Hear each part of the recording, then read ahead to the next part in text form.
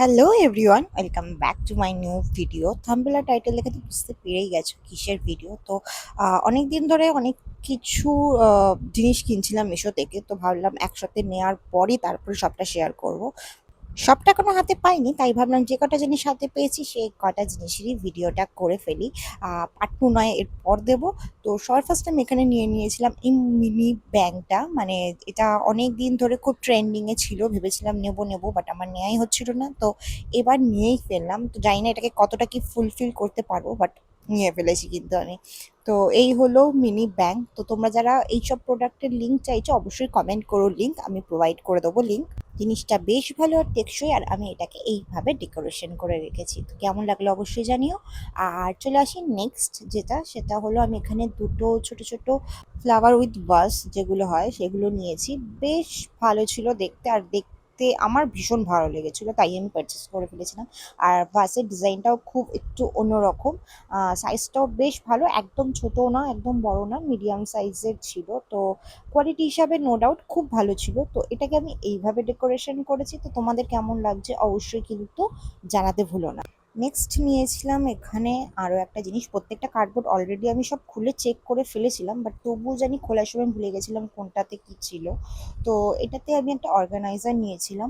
এটা আমি নিয়েছিলাম যে আমি ড্রেসিং টেবিলের সব জিনিস একসাথে যাতে সেট করে রাখতে পারি, তার জন্য স্পেসটাও কম লাগবে, জিনিসটাও ভালো। আর পেছন দিকে দেখতে পাচ্ছ তো খুব সুন্দর একটা রোটেট সিস্টেম রয়েছে, মানে তুমি এটার উপর জিনিস রেখে রোটেট করে যে কোনো দিকের জিনিস কিন্তু ইজিলি নিতে পারবে।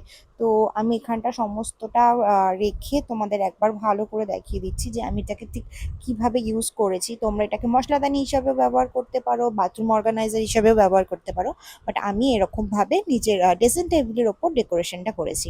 চলো নেক্সট দেখে নিই। নেক্সট নিয়েছিলাম আমি এখানে টু পিসের সেট ছিল, আগেই বলে রাখি।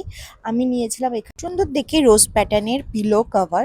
হ্যাঁ, এটা পিলো কভারই ছিল, কিন্তু আমি এটাকে কিন্তু একটু অন্যরকমভাবে ইউজ করেছি। তোমরাও ট্রাই করতে পারো। এটা কিন্তু বেশ সুন্দর একটা রোজ প্যাটার্নের পিলো কভার ছিল। মেটেরিয়ালও খারাপ ছিল না, বেশ সুন্দর ছিল। আর এটাকে কমপ্লিট করার পর যখন আমি দেখাবো তখন দেখতেই পারবে এটার লুকটা কেমন আসছে। আর পেছনে এরকম কিন্তু অবশ্যই একটা চেন রয়েছে, চেনটাও বেশ ভালো। আর স্পেসটাও মানে সাইজটাও বেশ সুন্দর ছিল। তো আমার বেশ ভালো লেগেছিলো। আবার বলছি এটা কিন্তু সেট অফ 2 ছিল। তো আর আমি এটাকে ইউজ করেছিলাম মশারির কভার হিসাবে। কি ভালো আইডিয়া না? তোমরাও কিন্তু এই আইডিয়াটা ট্রাই করে দেখতেই পারো। মশারিটা একদম সুন্দরভাবে অর্গানাইজ করে রাখতে পারবে। নেক্সট আমি এখানে নিয়েছিলাম আরও একটা অর্গানাইজার। এটা একটু বক্স টাইপের অর্গানাইজার ছিল, যাতে আমি ডেইলি ওয়্যারের যে জামা কাপড় আমাদের হয় সেটা যাতে সুন্দরভাবে রাখতে পারি, সেরকম আমি একটা অর্গানাইজার এখানে নিয়ে নিয়েছিলাম। এটাও আমি নিয়েছিলাম সেট অফ 2, অলরেডি একটা আমি ইউজ করছি আর এই একটা। তো এটা ইউজ করা কিন্তু খুবই সহজ, দেখতেই পাচ্ছ কতটা স্পেস রয়েছে। আর ভীষণ ভালো, আমার কাছে ভীষণ ভালো লেগেছে। তো তোমরাও একবার একটু ইউজ করে দেখতেই পারো। আমাদের ডেইলি ওয়্যারের জিনিস আমরা এদিক ওদিক না রেখে এরকম একটা বক্সের মধ্যে রেখে একটা সাইডে রেখে দিলে কিন্তু খুব একটা খারাপ লাগবে না। আর যথেষ্ট ভালো ছিল কোয়ালিটিটা, তো আমার বেশ ভালো লেগেছে। তো আমি তো অবশ্যই সাজেস্ট করবো। তো তোমরা অন্তত একবার পারচেস করে এটা দেখতেই পারো যে কেমন কি। তো ফাইনালি এটা হলো লুক। তো তোমাদের কেমন লাগলো অবশ্যই জানিও। আর ভালো লাগলে একটা লাইক, কমেন্ট আর সাবস্ক্রাইব করতে ভুলো না। খুব তাড়াতাড়ি দেখা হবে নতুন একটা ভিডিওর সাথে। ততক্ষণের জন্য টাটা।